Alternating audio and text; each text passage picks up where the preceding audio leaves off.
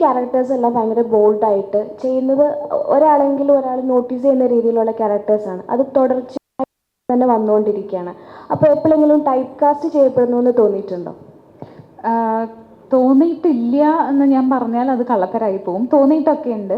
പക്ഷെ അത് എനിക്കൊന്നും ചെയ്യാൻ പറ്റുന്ന ഒരു കാര്യമല്ല. ഒരു ആക്ടർ ടൈപ്പ് കാസ്റ്റ് ആയി പോകുന്നത് ഇപ്പം എനിക്ക് വേണ്ടി ഞാനല്ല കഥ എഴുതുന്നത്, ഞാനല്ല ഒരു സിനിമ ടീമപ്പ് ചെയ്യുന്നത്. അപ്പം എനിക്ക് വേണ്ടി അങ്ങനെ ഒരു കഥാപാത്രമൊന്നും ഉണ്ടാക്കിയിട്ടില്ല, അല്ലെങ്കിൽ ഉണ്ടാക്കുന്ന ഒരു അവസ്ഥയിലേക്ക് ഞാൻ അങ്ങനെയൊന്നും എത്തിയിട്ടില്ല. മേ ബി ഒരു വലിയൊരു സൂപ്പർ സ്റ്റാർ ഒക്കെ ആകുമ്പോൾ നമുക്കങ്ങനെ ചെയ്യാൻ പറ്റും. അപ്പം അതല്ല, എനിക്ക് വരുന്ന സിനിമകളാണ് എനിക്ക് ചൂസ് ചെയ്യാൻ പറ്റുക. അപ്പം എൻ്റെ അടുത്ത് വരുന്ന ഡയറക്ടേഴ്സും റൈറ്റേഴ്സും എന്നെ ഒന്ന് കാണിക്കാം, അല്ലെങ്കിൽ ഈ കുട്ടിയെ കൊണ്ട് ഇങ്ങനെ നമുക്ക് ചെയ്യിച്ചെടുക്കാൻ പറ്റുമല്ലോ എന്ന് അവർ ആലോചിച്ചാലാണ് എനിക്ക് ഡിഫറെൻറ്റ് റോൾസ് കിട്ടുള്ളൂ. അങ്ങനെ എനിക്കത് മനസ്സിലായത് എപ്പോഴാണെന്ന് വെച്ചാൽ, ഞാനിങ്ങനെ സ്ഥിരമായിട്ട് ഡിഫറെൻറ്റ് റോൾസ് ആയിരുന്നു. പക്ഷേ മുണ്ട്, ബ്ലൗസ്, കോട്ടൺ സാരി, അങ്ങനെ മാത്രം നല്ല നല്ല ക്യാരക്ടേഴ്സാണ് കേട്ടോ. അതെല്ലാം ഞാൻ വളരെ ഹാപ്പി ആയിട്ട് ചെയ്ത റോൾസാണ്. പക്ഷേ മുണ്ട്, ബ്ലൗസ് ഒരു ക്യാരക്ടർ വരുമ്പോൾ ആദ്യം അനുമോളെ ഓർക്കുക എന്നുള്ള പോലെ എനിക്കങ്ങനെ കോൾസ് വരുമായിരുന്നു. അത് ബ്രേക്ക് ചെയ്തത് VKP പോലെയുള്ള ഒരു ഡയറക്ടറാണ്. അദ്ദേഹം കാണിച്ചൊരു കറേജാണ് റോക്ക് സ്റ്റാർ എന്ന് പറയുന്ന സിനിമയിൽ എന്നെ സഞ്ജന കുര്യൻ എന്ന് പറയുന്ന ഒരു ഫാഷൻ ഫോട്ടോഗ്രാഫറായിട്ട് കാസ്റ്റ് ചെയ്യാണ്. ഞാൻ സിഗരറ്റ് വലിക്കുന്നു, ബൈക്ക് ഓടിക്കുന്നു, ഞാൻ അതുവരെ കണ്ട ഡ്രസ്സൊന്നുമല്ല, ഷോർട്ട്സും ഷർട്ടും ഇടുന്നു, ഞാൻ അതിലും മുണ്ടുണ്ടായിരുന്നു, പക്ഷെ അത് സാധാ ലുങ്കി മുണ്ടും ഷർട്ടും ഒക്കെ ഇട്ട് നടക്കുന്നു എന്നുള്ള പോലത്തെ റോള് അദ്ദേഹം ആ കറേജ് കാണിച്ചത് കൊണ്ടാണ് എനിക്ക് അങ്ങനെ ഒരു ബ്രേക്ക് ചെയ്യുന്ന ഒരു റോള് കിട്ടിയത്. അപ്പം അത് ഞാൻ ആലോചിച്ചിട്ടും എൻ്റെ ഭാഗത്തുനിന്ന് എനിക്കൊന്നും ചെയ്യാൻ പറ്റില്ല എന്ന് തോന്നുന്നു, അൺലെസ് എനിക്ക് എഴുതാൻ അറിയാത്ത സ്ഥിതിക്ക്. അപ്പം ഡയറക്ടറും അല്ലെങ്കിൽ റൈറ്റേഴ്സും അല്ലെങ്കിൽ ഇൻഡസ്ട്രിയിൽ നിന്ന് എനിക്ക് ഇങ്ങോട്ട് വന്നാലേ അത് ബ്രേക്ക് ചെയ്യാൻ പറ്റുള്ളൂ. ഇപ്പം തമിഴിലൊരു വെബ് സീരീസ് ചെയ്തിട്ടുണ്ടായിരുന്നു. അതിലൊരു വലിയൊരു പെൺകുട്ടിയുടെ അമ്മയായിട്ടാണ്, ഈ സിനിമയിലും ഒരു മകൻ്റെ അമ്മയായിട്ടാണ്. അപ്പം പെട്ടെന്ന് നടിമാർ ചൂസ് ചെയ്യാത്തൊരു കാര്യമാണ് വലിയ മക്കളുടെ അമ്മയാകുക എന്നുള്ളത്. അപ്പോൾ അതൊരു ചലഞ്ചിങ് ആയിരിക്കില്ലേ നിലനിൽപ്പിന് തന്നെ? അല്ല, എൻ്റെ ഫസ്റ്റ് മലയാള സിനിമ ഇവൻ മേഘരൂപനിൽ ഞാൻ 60 വയസ്സ് വരെ അഭിനയിച്ചിട്ടുണ്ട്. എനിക്ക് 20 വയസ്സ് മുതൽ 60 വയസ്സ് വരെയുള്ള പ്രായമുണ്ടായിരുന്നു ആ സിനിമയിൽ. അത് കഴിഞ്ഞ് മൂന്നാമത്തെ സിനിമ ചായത്തിൽ ഞാൻ 8 വയസ്സുകാരൻ്റെ അമ്മയായിട്ടാണ് അന്ന് അഭിനയിച്ചത്. ചായല്യം ഷൂട്ട് നടക്കുന്നത് 8 വയസ്സുകാരൻ്റെ അമ്മയായിട്ടാണ് അന്ന് അഭിനയിച്ചത്. 2011 ഷൂട്ട് ചെയ്തത്. അപ്പം അത്ര വർഷങ്ങൾക്ക് മുമ്പ് തൊട്ട് തന്നെ എനിക്ക് തോന്നുന്നത് എൻ്റെ ശരിയാണത്. ഞാൻ എന്താണ് പെർഫോം ചെയ്യാനുള്ളത്, ഈ ക്യാരക്ടറിൽ എന്താണെന്നുള്ളതാണ് എപ്പോഴും നോക്കിയിട്ടേ ഉള്ളൂ. ഇത് അമ്മയാണോ, കുറേ വയസ്സുള്ളതാണോ, എനിക്ക് ചെയ്യാൻ പറ്റുമോ, ഞാൻ കംഫർട്ടബിൾ ആയിരിക്കുമോ എന്നുള്ളത് മാത്രം. ഞാൻ ചെയ്താൽ അത് വൃത്തികേടാക്കിയല്ലോ മാത്രമാണ് ഞാൻ കൂടുതലും നോക്കാറുള്ളൂ. ഓഫ് ലേറ്റ് ഇപ്പോഴാണ് എനിക്ക് കുറച്ച് ആഫ്റ്റർ അയലിയാണ് എനിക്ക് തോന്നിയത് അങ്ങനെ ചെയ്തത് കൊണ്ട് ഒരു മോശം വരുന്നുണ്ടോ എന്ന്. വൈ? ബിക്കോസ് അയലിക്ക് ശേഷം എനിക്ക് ഒരു 8-10 ഹീറോസിൻ്റെ ഫ്ലാഷ് ബാക്കിൽ അമ്മയായിട്ട് അഭിനയിക്കാനൊക്കെ കോൾ വന്നിട്ടുണ്ടായിരുന്നു. അത് മാത്രമല്ല, അയലിയിൽ ഒരു സ്ട്രോങ് പവർഫുൾ മദറായിരുന്നു. അങ്ങനത്തെ ക്യാരക്ടർ തന്നെ വന്നു കഴിഞ്ഞാൽ കുഴപ്പമില്ല. ഇതൊരു 2-3 സീനിൽ മാത്രം വന്നു പോകുന്ന, സീനിൻ്റെയും അല്ല, അത്ര റിലവൻ്റ് അല്ലാത്ത ക്യാരക്ടേഴ്സിൽ അമ്മ അമ്മ അമ്മ എന്ന് പറഞ്ഞ് വിളിക്കുമ്പം ഞാൻ വിചാരിച്ചു അങ്ങനെ സിനിമ കഴിഞ്ഞിട്ട് ഒരു 1 ഇയറോളം എടുത്തു ഞാൻ അതിന് ശേഷം വേറൊരു പ്രോജക്റ്റ് കമ്മിറ്റ് ചെയ്യാൻ. ആ സമയത്ത് ഞാനൊന്ന് ആലോചിച്ചിട്ടുണ്ടായിരുന്നു ചെയ്യുന്നത് ശരിയാണോ തെറ്റാണോ എന്നുള്ളത്. അൾട്ടിമേറ്റ്ലി എനിക്ക് തോന്നുന്നു ഒരു കംഫർട്ട് സോണിൽ പെർഫോമൻസ് ചെയ്യാനുള്ള റോൾസ് തന്നെയാണ് ഞാൻ എപ്പോഴും ചൂസ് ചെയ്യുക. അത് അമ്മയാണോ അല്ലെങ്കിൽ അതിൻ്റെ ഓപ്പോസിറ്റ് ആക്ടർ ആരാന്ന് പോലും ഞാൻ ഇതുവരെ ഒരു സിനിമയിലും ബോദർ ചെയ്തിട്ടില്ല. എൻ്റെ ആദ്യത്തെ കൺസേൺസ് എൻ്റെ ക്യാരക്ടർ എനിക്ക് ഇഷ്ടപ്പെടുന്നുണ്ടോ എന്നുള്ളതാണ്. പിന്നെ ഞാൻ നോക്കുന്നത് ഡയറക്ടർ, ആ ടെക്നിക്കൽ ടീം ആരാന്നുള്ളതാണ്. അതെല്ലാം കഴിഞ്ഞ് എനിക്ക് തോന്നുന്നു ഒരു 3-ാമത് 4-ാമത് ഒക്കെയാണ് ആക്ടേഴ്സ് ആരാന്നൊക്കെ ഞാൻ എപ്പോഴും നോക്കാറുള്ളൂ. അപ്പം എൻ്റെ ക്യാരക്ടറിൻ്റെ ഒരു പെർഫോമൻസ് സ്കോപ്പാണ് കൂടുതലും നോക്കാറ്. ഈ സിനിമയിലൊക്കെ അതൊരു എന്താ പറയുക, ഒരു മിസ്റ്ററി അതിനകത്ത് തന്നെ ഉണ്ട്. ഒരു ട്രെയിലറിൽ അത് തന്നെ കാണിക്കുന്നുണ്ട്. ഇതൊരു ശരിക്കും പറഞ്ഞൊരു വുമൺ ഓറിയന്റഡ് സബ്ജക്റ്റ് ആണോ? അങ്ങനെ വുമൺ ഓറിയന്റഡ് എന്ന് പറഞ്ഞിട്ട് ഞാൻ ഈ സിനിമേനെ പറയുന്നില്ല. വൈ? ബിക്കോസ് എല്ലാ ക്യാരക്ടേഴ്സിനും സ്പേസ് ഉണ്ട്. അപ്പം അത് വുമൺ ഓറിയന്റഡ്, ശരിയാണ്, വുമൺ റിലേറ്റഡ് ഇഷ്യൂസ് ആണ് സംസാരിക്കുന്നത്, അല്ലെങ്കിൽ ശക്തമായ കുറേ സ്ത്രീ ക്യാരക്ടേഴ്സ് ഇതിലുണ്ട്. അങ്ങനെ വെച്ച് വെച്ച് നോക്കിയാൽ ഇതൊരു വുമൺ ഓറിയൻറ്റഡ് എന്ന് പറയാം. പക്ഷേ സപ്പോർട്ടിങ് കാസ്റ്റ് ആയാലും അല്ലെങ്കിൽ കേസ് അന്വേഷണമായാലും അതിലേക്ക് വഴിയിൽ കൂടെ പോകുന്നതായാലും എല്ലാം മറ്റ് ക്യാരക്ടേഴ്സ് എല്ലാം ഉണ്ട്. അങ്ങനെ ഇതിനൊരു വുമൺ ഓറിയൻറ്റഡ് എന്ന് പറയാൻ പറ്റില്ല. പക്ഷെ വുമൺ പവർഫുൾ റോൾസ് ചെയ്തിട്ടുള്ള സിനിമയാണ്. അനുവിനെ സംബന്ധിച്ച് ഇപ്പോൾ അനു ചെയ്തിട്ടുള്ള എല്ലാ കഥാപാത്രങ്ങൾ നോക്കുകയാണെങ്കിൽ ഒന്നെങ്കിൽ നോട്ടബിൾ ആയിട്ടുള്ള കഥാപാത്രങ്ങളാണ്, സ്ക്രീനിൽ സ്പേസ് കിട്ടുന്ന ഒരു ടൈപ്പ് കഥാപാത്രങ്ങളാണ്. ഇത് തുടർച്ചയായിട്ട് ഉടനീളം നിൽക്കുന്ന ഒരു കഥാപാത്രമാണ്. ഈ കഥാപാത്രം ചൂസ് ചെയ്യുമ്പം അല്ലെങ്കിൽ എനിക്ക് ഇങ്ങനെ ക്യാരക്ടർ ലോക്ക് ചെയ്യുന്ന അല്ലെങ്കിൽ എൻ്റെ കരിയോഗ്രാഫി ലോക്ക് ചെയ്യുന്ന കഥാപാത്രമാണ് എന്ന് തോന്നിയിട്ടായിരിക്കും ഒബ്വിയസ്ലി ഇത് ലോക്ക് ആയിട്ടുണ്ടാവുക. അങ്ങനെ ഹുക്ക് ചെയ്തൊരു എലമെന്റ് എന്തായിരിക്കും ഇതിനകത്ത്? ഒന്ന്, ഇതിൻ്റെ ക്ലൈമാക്സ് എനിക്ക് പെർഫോം ചെയ്യേണ്ടി വരുന്ന ഒരു സ്പേസ് ഉണ്ട്. അത് എൻ്റെ കംഫർട്ട് സോൺ അല്ല. ഞാൻ ഇതുവരെ ചെയ്തിട്ടുള്ളതോ അല്ലെങ്കിൽ ഞാൻ ആലോചിച്ചിട്ട് പോലുമില്ല എനിക്കത് ചെയ്യാൻ പറ്റുമോ ഇല്ല എന്നുള്ളത്. അതെനിക്ക് എന്നെ തന്നെ ചാലഞ്ച് ചെയ്യണം, അതൊരു ട്രൈ ചെയ്യണം എന്നുള്ളൊരു തോന്നലുണ്ടായിരുന്നു. പിന്നെ ഈ ക്യാരക്ടർ താമര എന്ന് പറയുന്ന ഈ സ്ത്രീയെ എനിക്ക് ഇഷ്ടപ്പെട്ടിട്ടുണ്ടായിരുന്നു. അവരുടെ ഒരു ഞാൻ പറഞ്ഞില്ലേ, വടക്കുനാഥൻ്റെ മുന്നിൽ പൂക്കച്ചവടം ചെയ്യുക, ഒരു മകനെ വളർത്തുന്നു, ആ ഒരു മദർഹുഡിൻ്റെ പല പല സ്റ്റേജസ്, അല്ലെങ്കിൽ അത് സൊസൈറ്റിയിൽ ഈ താമര എങ്ങനെ ഇടപെടുന്നു, അങ്ങനത്തെ ഒരുപാട് കാര്യങ്ങൾ എനിക്ക് ഉണ്ടായിരുന്നു. പിന്നെ ഈ പറയുന്ന പോലെ ഞാൻ ആ പോർഷൻ ഞാൻ കണ്ടിട്ടില്ല ശരിക്കും പറഞ്ഞാൽ. ക്ലൈമാക്സ് എങ്ങനെ വന്നിട്ടുണ്ടെന്ന് എനിക്ക് ഇപ്പോഴും അറിയില്ല. അത് എൻ്റെ ഒരു കംഫർട്ട് സോണിലല്ലാത്തൊരു സ്പേസ് ആയിരുന്നു. പക്ഷെ നന്നായി വന്നിട്ടുണ്ടെന്ന് പ്രൊഡ്യൂസർ സാറും ഡയറക്ടർ സാറും ഒക്കെ എൻ്റെ അടുത്ത് പറഞ്ഞു. അപ്പം ഞാനും അത് കാണാൻ വെയിറ്റിംഗ് ആണ്. താമര എനിക്ക് ഇഷ്ടപ്പെട്ടിട്ട് ചെയ്തതാണ്.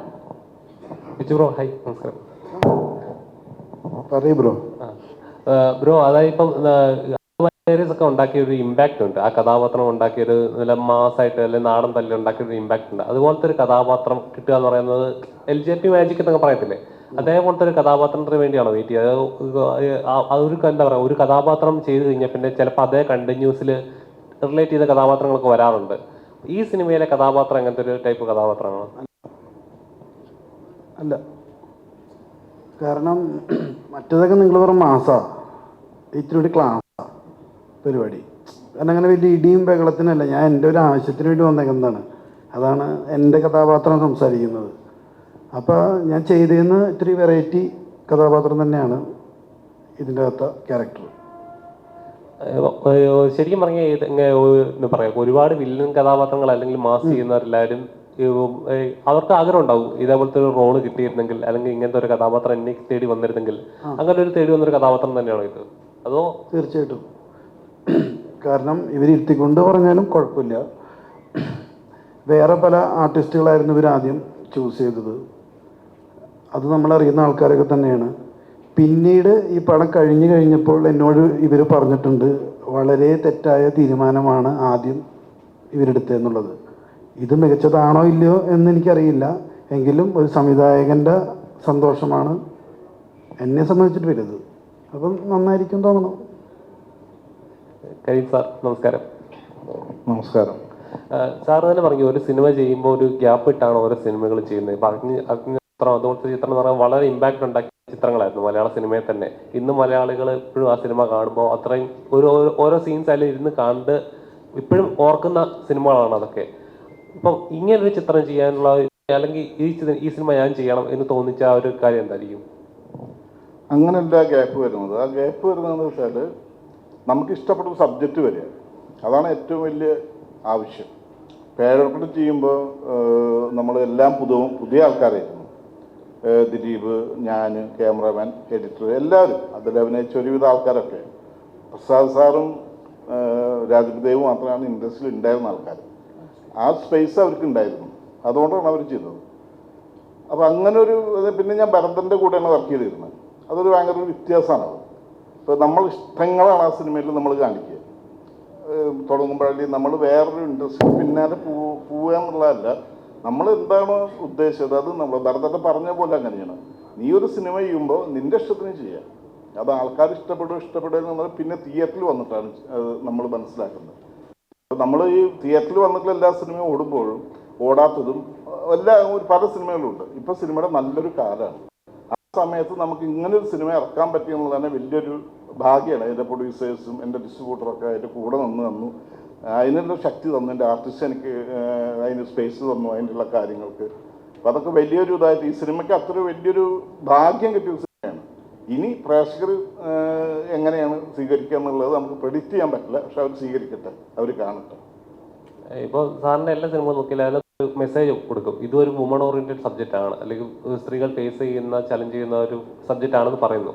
അപ്പം ഇത് എത്രത്തോളം ഇമ്പാക്ട് ഉണ്ടാക്കുമെന്ന് വിചാരിച്ചു? ഇതൊരു മെസ്സേജ് ഉണ്ട്, മെസ്സേജ് സിനിമ തന്നെയാണ്.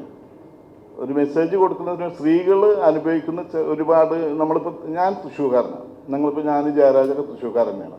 ആ തൃശ്ശൂർ ഉള്ള ഒരു ജീവിതം അറിയുന്ന ആൾക്കാരാണ് ഞങ്ങളൊക്കെ.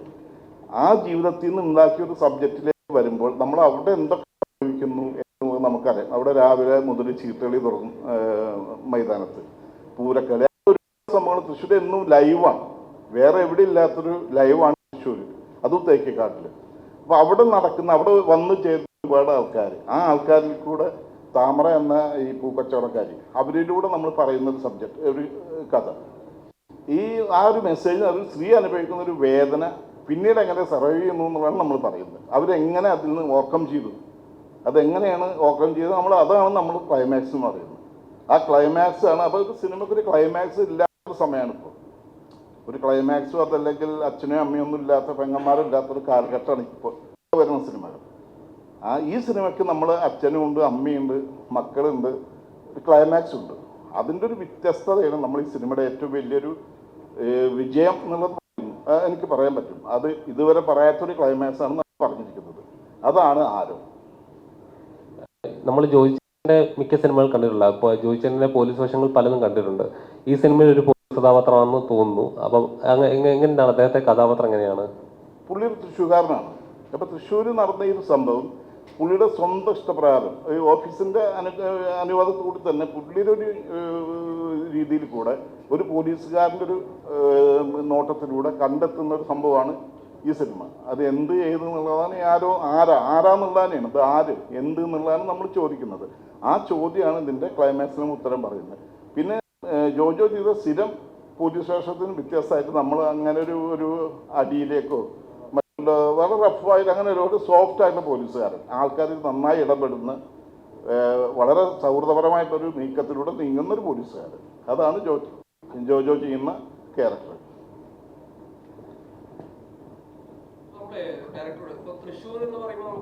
ഒരിക്കലുമല്ല. ആ ക്യാരക്ടറിനായിട്ട് പറ്റുന്നു തോന്നിയോണ്ടാണ്. അയാൾ എൻ്റെ ഒരുപാട് കാലത്ത് സുഹൃത്താണ്, എൻ്റെ ഗുരുനാഥൻ്റെ സുഹൃത്താണ്, ഭരതൻ്റെ സുഹൃത്താണ്. ആ നിലക്ക് ഞാനും വളരെ അടുത്ത സുഹൃത്താണ്. ഭരതൻ പവിത്രൻ മുതലുള്ള സുഹൃത്താണ്, ഒരുപാട് കാലങ്ങളായിട്ടുള്ള സുഹൃത്താണ്. അപ്പോൾ തൃശ്ശൂർ ജീവിതത്തിൽ ഞങ്ങൾ എപ്പോഴും ഇടപെടുന്ന ആൾക്കാരാണ്. ഞാനും പവിത്രനും ഹൈദരാലിയും അങ്ങനെ ഒരുപാട് ആൾക്കാരുണ്ട് അവിടെ. ഈ ഉപ്പിൻ്റെ പിന്നെ പ്രൊഡ്യൂസർ, അങ്ങനെ ഒരുപാട് ആൾക്കാരായിട്ട് ബന്ധമുണ്ട്. ആ ബന്ധമുണ്ട്. പക്ഷേ ഈ ക്യാരക്ടർ ആൾക്ക് ചെയ്യാൻ കറക്റ്റായിരിക്കും ഇരിക്കും എന്നുള്ള ഒരൊറ്റ ഇതുകൊണ്ടാണ്. അല്ല സൗഹൃദത്തിൽ വിളിച്ചതല്ല, പുള്ളി ഇതിന് ആക്ടാണെന്ന് നടക്ക് തന്നെ നമ്മൾ വിളിച്ചത്. ഹലോ, എൻ്റെ സിനിമ ഈ 9 റിലീസാണ്. കുറച്ച് കാലത്തിന് ശേഷമാണ് ഞാൻ ഈ ഒരു സിനിമ ചെയ്ത് റിലീസാക്കുന്നത്. ഇത് ഒരു തൃശ്ശൂർ തേക്കിൻകാട്ടിലാണ് കംപ്ലീറ്റ് ഇത് ഷൂട്ട് ചെയ്തത്, തേക്കണ്ട മൈതാനത്ത്.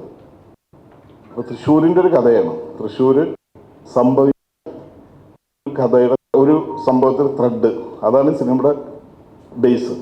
ആ ബേസ് വെച്ചിട്ട് ഉണ്ടാക്കിയൊരു സബ്ജക്റ്റാണ്. അതിൽ അനുയോജ്യമായിട്ടുള്ള ആൾക്കാരെ തിരഞ്ഞെടുത്തു അഭിനയിപ്പിച്ചു എന്നുള്ളതാണ് ഈ സിനിമയുടെ ഒരു പ്രത്യേകത. പിന്നെ എൻ്റെ എല്ലാ സിനിമയിലും ഇതിനനുസരിച്ചുള്ള ആർട്ടിസ്റ്റിനെയാണ് തിരഞ്ഞെടുത്തിരിക്കുന്നത്. പേരകൂട്ടായാലും അഗ്നിനക്ഷത്രമായാലും സമയവടായാലും പറയാൻ വായിച്ചത്, ഈ സിനിമകളൊക്കെ ഞാൻ ചെയ്തതും ആ രീതിയിലാണ്.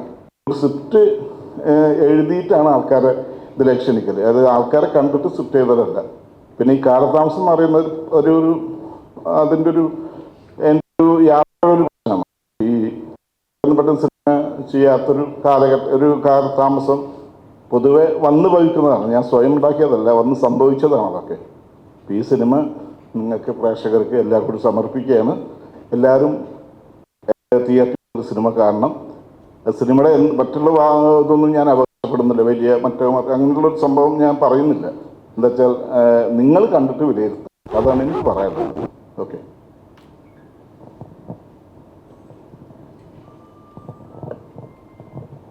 നമസ്കാരം, എൻ്റെ പേര് വിനോദ് എന്നാണ്. ഞാൻ ആദ്യമായിട്ട് നിർമ്മിക്കുന്ന V3 പ്രൊഡക്ഷൻസ് ബാനറിൽ നിർമ്മിക്കുന്ന ചിത്രമാണിത്. ഇത് തൃശ്ശൂർ ഷൂട്ട് ചെയ്തൊരു സിനിമയാണ്. ശരിക്കും പറഞ്ഞാൽ ഇന്നത്തെ ഈ നമ്മുടെ സമൂഹത്തിൽ നടക്കുന്ന ചില പ്രശ്നങ്ങൾ ഈ സിനിമയിലേക്ക് കൊണ്ടുവരുന്നുണ്ട്. പ്രത്യേകിച്ച് ഒരു സ്ത്രീ സ്വാതന്ത്ര്യത്തിൻ്റെയൊക്കെ ഒരു പ്രശ്നം. ഇരകളാക്കപ്പെടുന്ന ഒരുപാട് ആളുകൾ നമുക്കറിയാം. അവർക്ക് ശരിയായ ഒരു നീതി കിട്ടുന്നുണ്ടോ എന്നുള്ളതൊക്കെ നമ്മുടെ ചോദ്യത്തിൽപ്പെടുന്നതാണ്. ഇതും ഒരു സ്ത്രീപക്ഷ സൈഡിൽ നിന്ന് നോക്കുകയാണെങ്കിൽ അങ്ങനെയുള്ളൊരു മൂവ്മെൻ്റാണ് നമ്മൾ നടത്തിയിരിക്കുന്നത്. ഇതിൽ അവസാനം ആ സ്ത്രീക്കൊരു ഇത് കിട്ടുന്നുണ്ടോ എന്നുള്ളത് ചോദ്യചിഹ്നമായി നിൽക്കുന്നു.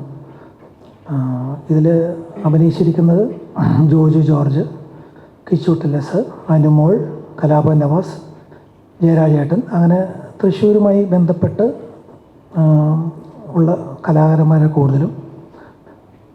ഒരു ത്രില്ലർ ആണെന്ന് വെച്ചാൽ ഒരു ഫാമിലി ത്രില്ലർ എന്ന് വേണ്ടി പറയാവുന്നൊരു സിനിമയാണ്. ശരിക്കും നിങ്ങളെല്ലാവരും ഈ സിനിമ കാണും. ഇപ്പോൾ ഒരുപാട് വലിയ വലിയ സിനിമകൾ വരുന്ന ഇതിലേക്കാണ് നമ്മുടെ ചെറിയ പടം വരുന്നത്.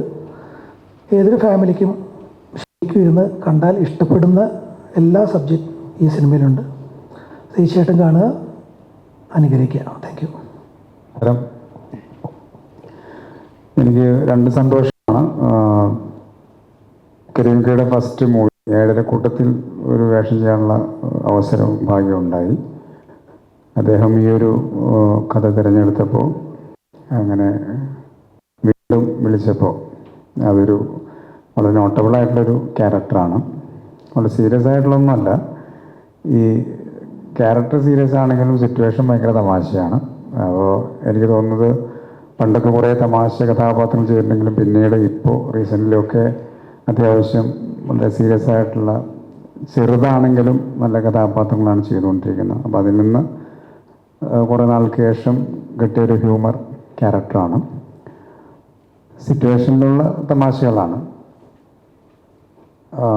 കുഞ്ഞാക്ക എന്നൊരു ക്യാരക്ടറാണ്. ഈ ക്യാരക്ടറിൻ്റെ വേറൊരു പ്രത്യേകത, ഇദ്ദേഹം ഒരു മമ്മൂക്ക ഫാനാണ്. കടുത്ത മമ്മൂക്കയുടെ ഒരു ആരാധകനാണ്. അദ്ദേഹത്തിൻ്റെ ഡ്രസ്സിങ്ങിൽ പോലും മമ്മൂക്കയുടെ ഫോട്ടോ ഒക്കെ വെച്ച് അങ്ങനെ ഡിസൈൻ ചെയ്തൊക്കെ പോകുന്നൊരു ക്യാരക്ടറാണ്. പക്ഷേ ഈ കഥയിൽ പല സിറ്റുവേഷനിലും ഈ കഥയുമായി ബന്ധപ്പെട്ട് അദ്ദേഹം അറിയാതെ ലോക്കായി പോകുന്ന കുറേ സിറ്റുവേഷൻ വരുന്നുണ്ട്. കഥയ്ക്ക് അനുയോജ്യമായിട്ടുള്ളതല്ലെങ്കിൽ വളരെ പ്രാധാന്യമുള്ള ഒരു കഥാപാത്രമാണ് കുഞ്ഞാക്ക എന്നുള്ള ക്യാരക്ടർ. അപ്പോൾ ഇതിനങ്ങനെ വേഷം കിട്ടിയതിൽ ഒരുപാട് സന്തോഷം. നേരത്തെ പറഞ്ഞ പോലെ തന്നെ ഒരു ത്രില്ലർ റൂട്ടിലൂടെ എല്ലാവരെയും ഒരു ക്യൂരിയോസിറ്റി ഉണ്ടാക്കുന്ന ഒരു സിനിമയാണ് ആയിരിക്കും ഇത്. ഇപ്പോഴത്തെ ഒരു ജോണറിൽ നമ്മുടെ യങ്സ്റ്റേഴ്സിനാണെങ്കിലും ഫാമിലിക്കൊക്കെ ഇരുന്ന് എൻജോയ് ചെയ്യാൻ പറ്റുന്നൊരു മൂവിയാണ് ആരോ. മാക്സിമം സപ്പോർട്ട് ചെയ്യാം. Thank you. എല്ലാവർക്കും നമസ്കാരം. ഞാൻ ബിപിൻ ജോഷുവ ബേബി. ഇതിൻ്റെ ആക്ടിങ് സൈഡ് ആൻഡ് ടെക്നിക്കൽ സൈഡിൻ്റെ ഡീറ്റെയിൽ ഇപ്പോൾ എല്ലാവരും പറഞ്ഞു കഴിഞ്ഞു. ഇനി അതിലേക്ക് കടക്കുന്നില്ല. ഒരു കാര്യം മാത്രം പറയുന്നത്, ഇതിന് വലിയൊരു പ്രതിസന്ധിയുടെയും പ്രതികൂലത്തിൻ്റെയൊക്കെ നടുവിലൂടെയാണ് ഞങ്ങൾ ഈ സിനിമ ഇപ്പോൾ അടുത്ത 9-ാം തീയതി റിലീസിന് വരുന്നത്. അതിന് ഈ ദൈവത്തിന് ആദ്യമായി ഞങ്ങൾ നന്ദി പറയുന്നു. അതുകൂടാതെ ഞങ്ങളെ കൂടെ സപ്പോർട്ട് ചെയ്ത എല്ലാ ആക്ടേഴ്സിനും, കടന്നു വന്ന നിങ്ങൾക്കും, അതുപോലെ ഇപ്പോൾ ഇവിടെ വരാൻ കഴിയാതിരുന്ന അഞ്ജലി എൻ്റർടൈൻമെൻറ്റ്സിൻ്റെ സാരഥികൾക്കുള്ള നന്ദിയും ഞാൻ ഈ പരസ്യമായി അറിയിക്കുന്നു. നിങ്ങളെല്ലാവരും സപ്പോർട്ട് ചെയ്യണം, ഇതിനെ വിജയിപ്പിക്കണം. കടന്നു വന്ന എല്ലാവർക്കും നന്ദി അറിയിച്ചുകൊണ്ട് നിർത്തുന്നു. സിനിമയുടെ സംവിധായകനും നിർമ്മാതാവും ഒക്കെ സംസാരിച്ചു കഴിഞ്ഞു. ഇവിടെ സിനിമയിലെ നായകനൊക്കെ എത്തിയിട്ടുണ്ട്. അവരാണ് സിനിമയെക്കുറിച്ച് കൂടുതൽ പറയേണ്ടത്. നായികയായിട്ടുള്ള അനുമോളും നായകനായിട്ടുള്ള കിച്ചുവും മറ്റൊരു നായകനായിട്ടുള്ള ജോജു ഇവിടെ വന്നിട്ടില്ല. ഈ സിനിമയിൽ ഒരു മറ്റുള്ളവരെ സഹായിക്കാൻ മനസ്സുള്ള ഒരു മനുഷ്യനാണ്. സഹായി പ്രസാദ് എന്നൊരു കഥാപാത്രമാണ്. സഹായി പ്രസാദിനെ പോലെ ഒരുപാട് ആളുകളെ നിങ്ങളും ജീവിതത്തിൽ കണ്ടു കാണും. ഏതൊരു മനുഷ്യനെയും സഹജീവികളെ സഹായിക്കാൻ വേണ്ടി വിളിച്ചാൽ വിളിപ്പുറത്തുള്ള ഒരാൾ എന്നൊരു കഥാപാത്രമാണ്. പ്രത്യേകിച്ച് എൻ്റെ നഗരത്തിൽ, ലോകം മുഴുവൻ ശ്രദ്ധിക്കുന്ന തൃശ്ശൂർ പൂരത്തിൻ്റെ നഗരത്തിൽ വടക്കുന്നാഥൻ്റെ തിരുമുറ്റത്ത് ആ പ്രദക്ഷിണ വഴിയിലാണ് അപ്പോൾ അതുകൊണ്ട് തന്നെ ഒരു പ്രത്യേക ഊർജം ഈ സിനിമയിൽ അഭിനയിക്കുമ്പോൾ എനിക്കുണ്ടായിരുന്നു.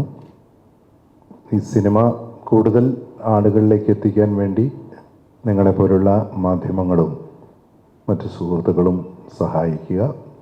കൂടുതൽ ആളുകൾ സിനിമ കാണാൻ വേണ്ടി നിങ്ങളെപ്പോലുള്ള മീഡിയാസിനാണ് സഹായിക്കാൻ കഴിയുക. ഇതൊരു പരീക്ഷണ സിനിമയൊന്നുമല്ല, ഇതൊരു പാവം സ്ത്രീയുടെ ജീവിതവുമായി ബന്ധപ്പെട്ട സിനിമയാണ്. ജീവിതത്തിൻ്റെ രണ്ടറ്റം കൂട്ടിമുട്ടിക്കാൻ കഷ്ടപ്പെടുന്ന, പൂക്കച്ചവടം നടത്തുന്ന താമര എന്ന പേരുള്ള ഒരു പെൺകുട്ടിയുടെ ജീവിത സമരത്തിൻ്റെ, സഹനത്തിൻ്റെ, എന്നാൽ അവളുടെ ആത്മവിശ്വാസത്തിൻ്റെ കഥയാണിത്. ഈ സിനിമ കൂടുതൽ ആളുകളിലേക്ക് എത്തിക്കാൻ നിങ്ങളുടെ മീഡിയ വഴി കഴിയട്ടെ. ഈ സിനിമ എല്ലാവരും കാണട്ടെ. ഹൃദയം നിറഞ്ഞ പ്രതീക്ഷയോടെ, പ്രാർത്ഥനകളോടെ ഇതിലെ ഒരു ചെറിയ കഥാപാത്രം ചെയ്ത ഒരു നടൻ എന്ന നിലയ്ക്ക് ഞാനും കാത്തിരിക്കുന്നു. Thanks a lot. എല്ലാവർക്കും നമസ്കാരം. ആദ്യം തന്നെ വന്നതിൽ ജയരാജേട്ടൻ പറഞ്ഞൊരു തെറ്റുണ്ട്. ചെറിയ കഥാപാത്രമൊന്നുമല്ല കേട്ടോ, പുള്ളി വലിയൊരു കഥാപാത്രം തന്നെയാണ് ചെയ്തേക്കണേ. എല്ലാവരും, ഈ ഇരിക്കുന്ന എല്ലാവരും. ഇത് തൃശ്ശൂർ ബേസ് ചെയ്ത് നടക്കുന്നൊരു സ്റ്റോറിയാണ്. 2018 ആ കാലഘട്ടത്തിലാണ് നമ്മൾ ഈ പടം സ്റ്റാർട്ട് ചെയ്യുന്നത്. അപ്പം അന്ന് എൻ്റെ കുറച്ച് പടങ്ങൾ ഇറങ്ങിയിട്ടുള്ളൂ. അങ്കമാലി ഡയറീസും വർണ്ണത്തിലാശങ്ക, അങ്ങനെ കുറച്ച് പടങ്ങൾ മാത്രം. അപ്പോൾ അത് കണ്ടിട്ടാണ് ഈ പടത്തിലേക്ക് എന്നെ സെലക്ട് ചെയ്യുന്നത്. അപ്പോൾ ഈ കഥ കേട്ടപ്പോൾ എനിക്ക് ഇഷ്ടപ്പെട്ടു. എനിക്ക് കൺവിൻസ്ഡായി ആ ക്യാരക്ടറിനോട്. ഈ തൃശ്ശൂരാണ് നമ്മുടെ ഈ കഥ നടക്കണമെങ്കിലും ഇതിലെ പല കഥാപാത്രങ്ങളും അവിടെ ഉള്ളവരല്ല. അവിടേക്ക് ഓരോ ആവശ്യങ്ങൾക്ക് വേണ്ടി തൃശ്ശൂർ വന്നു പോകുന്നതാണ്. അപ്പോൾ എൻ്റെ കഥാപാത്രമായാലും മുരുകൻ എന്നാണ് കഥാപാത്രത്തിൻ്റെ പേര്. ഞാനും എൻ്റേതായ ഒരു ആവശ്യത്തിനാണ് തൃശ്ശൂർ വരുന്നത്. അനുമോളുടെ ക്യാരക്ടറായാലും ജോജിയുടെ ക്യാരക്ടറായാലും ഈ പേര് പോലെ തന്നെ ആരോ എന്ന് പറയുന്ന പോലെ ഒരു സംശയം ആണ് ഈ പടം കാണുമ്പോൾ. അത് നിങ്ങൾ പടം കണ്ടാലേ മനസ്സിലാവുള്ളൂ. അപ്പോൾ എല്ലാവരും പടം കാണുക. 9-ാം തീയതി പടം റിലീസാണ്. നിങ്ങളുടെയൊക്കെ സഹായം വേണം. Thank you. പറഞ്ഞു.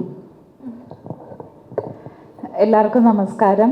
Thank you so much. നിങ്ങളെല്ലാവരും ടൈം എടുത്ത് ഇവിടെ വന്ന് നമ്മുടെ ഈ ഒരു ചെറിയ സിനിമയെ സപ്പോർട്ട് ചെയ്യാൻ നമ്മുടെ കൂടെ നിന്നതിന് താങ്ക്സ് എ ലോട്ട്. താമര എന്ന് പറയുന്നത് ഇപ്പം ഡയറക്ടർ സാറ് സംസാരിച്ചിട്ടുണ്ടാവും. VK കരീം ഡയറക്റ്റ് ചെയ്യുന്ന, താമര എന്ന് എൻ്റെ ക്യാരക്ടറിൻ്റെ പേരാണ്. ആരോ എന്ന് പറയുന്നത് VK കരീം സാറ് ഡയറക്റ്റ് ചെയ്യുന്ന ഒരു സിനിമയാണ്. അതിൽ താമര എന്നാണ് എൻ്റെ ക്യാരക്ടറിൻ്റെ പേര്. അപ്പം എനിക്ക് തോന്നുന്നു ഈ ആരോ സിനിമ താമരയുടെ ഈ ക്യാരക്ടറിൻ്റെ ഒരു യാത്രയിൽ കൂടെയാണ് ഈ സിനിമയുടെ കഥ പറഞ്ഞു പോകുന്നത്. അപ്പോൾ ഈ സിനിമയിൽ ഒരു മേജർ കഥാപാത്രമാണ്. ഇപ്പം കിച്ചുവിൻ്റെയും ജോജു ചേട്ടൻ്റെയും എല്ലാ ആക്ടേഴ്സും, ജയരാജ് ചേട്ടൻ, നവാസ്, ഇവരുടെയൊക്കെ ക്യാരക്ടേഴ്സ് ഉണ്ടെങ്കിൽ കൂടിയും എനിക്ക് തോന്നുന്നു ഈ സ്ത്രീക്ക് കുറച്ചും കൂടെ ഒരു സ്പേസും പ്രാധാന്യവും ഒക്കെ ഉള്ള ഒരു കഥാപാത്രമാണ് എൻ്റെ താമര എന്ന് പറയുന്നത്. എല്ലാവരുടെയും വളരെ ഇമ്പോർട്ടൻറ്റ് ക്യാരക്ടേഴ്സ് തന്നെയാണ് കേട്ടോ. നിങ്ങൾക്കറിയാം അതിൽ ഇവർ പറഞ്ഞു തോന്നുന്നു ചെറിയൊരു സസ്പെൻസ് എലമെൻറ്റും അല്ലെങ്കിൽ ഒരു അന്വേഷണം. ട്രെയിലർ കാണുമ്പോൾ എല്ലാവരും ചോദിക്കുന്ന ഒരു സാധനമാണ്. അപ്പോൾ ആ ഒരു അന്വേഷണം, അപ്പോൾ ജനറലി എന്തായാലും അവിടെ ഒരു കുറ്റകൃത്യം ഉണ്ടാവും, ഒരു അന്വേഷിക്കാൻ വരുന്ന ഓഫീസർ ഉണ്ടാവും, കുറ്റം ചെയ്ത ആളുകളുണ്ടാവും, ദൃക്സാക്ഷികളുണ്ടാവും, അല്ലെങ്കിൽ അതിന് എന്താ പറയുക, അങ്ങനെ എണ്ണ ഒഴിച്ചു കൊടുക്കുന്ന ആളുകൾ, അങ്ങനെ കുറേ ക്യാരക്ടേഴ്സ് ഉണ്ടാവും. അപ്പം ഓരോരോ ക്യാരക്ടേഴ്സിനും ഈ കഥയിൽ അവരുടേതായ കൃത്യമായ പാർട്ടുണ്ട്. പിന്നെ തൃശ്ശൂർ ബേസ് ചെയ്താണ് സിനിമ നടക്കുന്നത്. തേക്കിൻകാട് മൈതാനം ആ പരിസരത്താണ് നമ്മൾ മിക്കതും ഷൂട്ട് ചെയ്തിട്ടുള്ളത്. തൃശ്ശൂരിലുള്ള ഒരുപാട് ആക്ടേഴ്സ്, നമുക്ക് പൊതുവേ ഈ സിനിമയിൽ തൃശ്ശൂർ ഭാഷ കേൾക്കുമ്പം നമുക്ക് ആ ക്യാരക്ടേഴ്സിനോട് ഒരു അടുപ്പം തോന്നും. അപ്പോൾ അങ്ങനെ നമുക്ക് അടുപ്പം തോന്നിയിട്ടുള്ള ഒരുപാട് ആക്ടേഴ്സ് ഉണ്ട്. അതല്ലാണ്ട് തന്നെയും സുധീർ കരമന, അങ്ങനെ കുറേ ആക്ടേഴ്സ് ഈ സിനിമയിൽ വർക്ക് ചെയ്തിട്ടുണ്ട്. അങ്ങനെ നമ്മളെല്ലാവരും കൂടെ ചെയ്ത ഒരു കുഞ്ഞു സിനിമയാണ് ആരോ എന്ന് പറയുന്നത്. ഈ പറഞ്ഞ പോലെ ക്യാരക്ടറും കാര്യങ്ങളൊന്നും അധികം പറയാൻ പറ്റില്ല, അതിൻ്റെ ഒരു സസ്പെൻസ് പുറത്തു പോകുന്നതുകൊണ്ട്. വടക്കുന്നാഥൻ അമ്പലത്തിൻ്റെ മുന്നിൽ പൂക്കച്ചവടം ചെയ്യുന്ന ഒരു സ്ത്രീയാണ് ഞാൻ ചെയ്യുന്ന താമര. അപ്പം എല്ലാ ക്യാരക്ടേഴ്സിനും അതിൻ്റെതായ ഒരു സ്പേസിന്. അപ്പോൾ ഇതൊക്കെയാണ് എനിക്ക് സിനിമയെ പറ്റി പറയാനുള്ളത്. പിന്നെ ഈ പറയുന്ന നല്ലൊരു ടീമിൻ്റെ കൂടെ കരീംക്കാണെങ്കിൽ ഒരുപാട് സീനിയറാണ്. ഇപ്പം നമ്മളൊക്കെ എന്നും എപ്പോഴും സിനിമേനെ പറ്റി സംസാരിക്കുമ്പം പറയുന്നൊരു പേരാണ് ഭരതൻ സാറുടെ പേരൊക്കെ. അപ്പം ഭരതൻ സാറുടെ കൂടെയൊക്കെ വർക്ക് ചെയ്തിട്ടുള്ള നമ്മളൊക്കെ മനസ്സിൽ കൊണ്ടു നടക്കുന്ന ഇപ്പോൾ തേവർ മകൻ, ദേവരാഗം, പാഥേയം ഇങ്ങനത്തെ ഒരുപാട് സിനിമകളുടെ കൂടെ ട്രാവൽ ചെയ്തിട്ടുള്ള ആ സിനിമ ഉണ്ടാവുന്നത് കൂടെ നിന്ന് ഭാഗമായി കണ്ടിട്ടുള്ള ഒരാളാണ്. അപ്പം അദ്ദേഹത്തിൻ്റെ ഒരു എക്സ്പീരിയൻസ് അത് നമുക്ക് കൂടെ വർക്ക് ചെയ്യാൻ പറ്റിയത് തന്നെയാണ് ഈ സിനിമയിൽ എനിക്ക് കിട്ടിയിട്ടുള്ള ഏറ്റവും വലിയൊരു ടേക്ക് അവേ എന്ന് പറയുന്നത്. അപ്പം അങ്ങനെ ഒരു ഗംഭീര ടീം നമ്മുടെ കൂടെ ഉണ്ടായിരുന്നു. ആൻഡ് പ്രൊഡ്യൂസേഴ്സ് ആണെങ്കിലും ഇപ്പം വിനോദേട്ടനൊക്കെ ഇവിടെ വന്നിട്ട് പ്രൊഡ്യൂസേഴ്സ് ആണെങ്കിലും നമ്മളെ വളരെ നല്ല രീതിയിൽ ഈ സിനിമയുടെ ഒപ്പം നിന്ന് കൂടെ ട്രാവൽ ചെയ്യുന്ന ഒരു ഗ്രൂപ്പ് ഓഫ് ആളുകളുണ്ട് നമ്മുടെ കൂടെ. അപ്പം അതേപോലെ അതാ നിങ്ങളെല്ലാവരും ഇന്നിപ്പം ഈ സിനിമ സപ്പോർട്ട് ചെയ്യാൻ വേണ്ടി വന്നിട്ടുണ്ട്. മെയ് 9 തിയേറ്ററിൽ എത്തുകയാണ്. എല്ലാവരും തിയേറ്ററിൽ വന്ന സിനിമ കാണണം എന്ന് തന്നെയാണ് എനിക്ക് പറയാനുള്ളത്. നമ്മുടെ ഡെറിക് ഇതിലൊരു ക്യാരക്ടറാണ്. നമ്മുടെ DOP സാറാണ്, മാതേഷ് സാറ്. 5 ഒരു റോൾ ചെയ്തിട്ടുണ്ട്. ജോഷേട്ടനും ഒരു നല്ല ക്യാരക്ടർ ചെയ്തിട്ടുണ്ട്. അപ്പോൾ ഞാൻ ഡെറിക്കിന് കൊടുക്കാം. ഡെറിക് പറയട്ടെ ഡെറിക്കിൻ്റെ ക്യാരക്ടർ. സിനിമയാണ്. ശിവ എന്നാണ് എൻ്റെ ക്യാരക്ടറിൻ്റെ പേര്. താമര എന്നുള്ള അനുചേച്ചി ചെയ്ത ക്യാരക്ടറിൻ്റെ മകനായിട്ടാണ് ഞാൻ അഭിനയിക്കുന്നത്. സിനിമയെക്കുറിച്ച് പറയുകയാണെങ്കിൽ ഇവരെല്ലാം പറഞ്ഞ പോലെ തന്നെ ഒരു മിസ്റ്ററി ഇൻവെസ്റ്റിഗേഷൻ ത്രില്ലറാണ്. അപ്പോൾ അതിനുള്ള എല്ലാ സാധനങ്ങളും ഈ സിനിമയിലുണ്ട്. അപ്പോൾ നിങ്ങൾ എല്ലാവരും ഇവിടെ വന്നിരിക്കുന്ന പോലെ തന്നെ തിയേറ്ററിലും വരിക, സിനിമ കാണുക, സപ്പോർട്ട് ചെയ്യുക. May 9 release. Thank you. നമ്മൾ മലയാളം കുറച്ച് തെറ്റായിട്ടുണ്ടാവും. തമിഴാണെന്നാണ് ആക്ച്വലി ശരിക്കും. തമിഴിൽ പേസணுமா? ഓക്കെ, തമിഴിൽ സംസാരിക്കല്ലേ, മലയാളം ஒன்றும் ഈ ஆக்சுவலி இது சப்போர்ட், இந்த படத்தை சப்போர்ட் பண்ண மீடியா பீப்புள்ஸ் எல்லாருக்கும் எங்கள் டீம் சார்பாக வந்து ரொம்ப தேங்க்ஸ் சொல்லிக்கிறோம். ஸோ உங்கள் சப்போர்ட் ரொம்ப அவசியம். ஏன்னா இப்போது அவுட் ஆஃப் த கேரளா மலையாள சினிமாக்களுக்கு ஸோ மெனி எக்ஸ்பெக்டேஷன்ஸ் இருக்குது மீடியா சினிமா இண்டஸ்ட்ரியில்.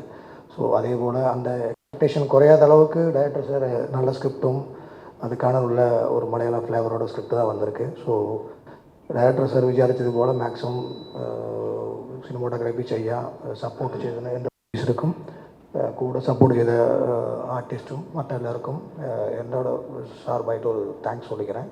ஸோ மே 9 படம் படம் வந்து தேட்டர் இருக்குது. ஸோ சப்போர்ட்டர்ஸ் மீடியா பீப்புள்ஸ் நீங்களும் சப்போர்ட் பண்ணுங்கள். எல்லோரும் தேட்டரில் வந்து படம் பாருங்கள். தேங்க்யூ.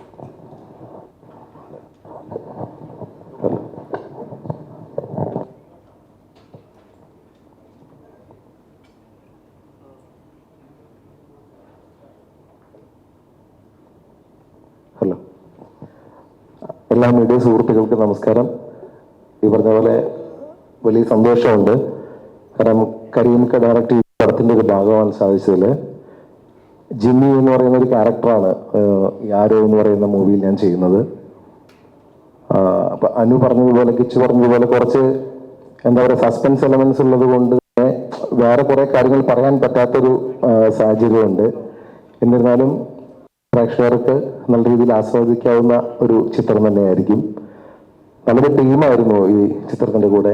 കരീമിക്ക, വിനോദേട്ടൻ, നവാസ്ക, അങ്ങനെ കിച്ചു, എല്ലാവരും പേരെടുത്ത് പറയുന്നത് എല്ലാവരും നല്ലൊരു ടീം വർക്കാണ് നടന്നിട്ടുള്ളത്. എന്തായാലും നിങ്ങളെല്ലാവരും ഈ കാണുന്ന എല്ലാവരും മൂവി തിയേറ്ററിൽ പോയി കാണുക, മാക്സിമം സപ്പോർട്ട് തരിക. Thank you. എല്ലാവർക്കും നമസ്കാരം. അപ്പോൾ മെയ് 9 ഞങ്ങളുടെ സിനിമ റിലീസാവുകയാണ്. എന്നെ സംബന്ധിച്ച് എൻ്റെ വലിയൊരു സ്വപ്നം എന്ന് പറയാം. അപ്പോൾ എല്ലാവരും തിയേറ്ററിൽ തന്നെ പോയി സിനിമ കാണണം, ഞങ്ങളെ വിജയിപ്പിക്കണം.